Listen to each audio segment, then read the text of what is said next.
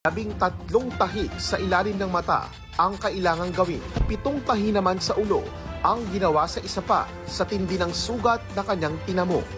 Binisita at pinarangalan sila ni AFP Chief of Staff General Romeo Bronner Jr.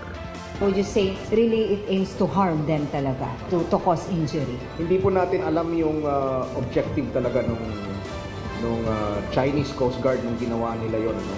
But the fact is, malakas yung stream ng tubig na binuga ng kanilang water cannon. Ang Chinese Embassy ayaw na munang magkomento sa posibleng paghahain ng kaso sa UNCLOS. Pero giit ng Vice Foreign Minister ng China, hinarang nila ang resupply ships ng Pilipinas dahil may dala umanong construction materials para sa BRP Sierra Madre na taliwas aniya sa pangako umano noon ng Pilipinas. Ilang beses nang itinanggi ng gobyerno ng Pilipinas na may ganyang kasunduan.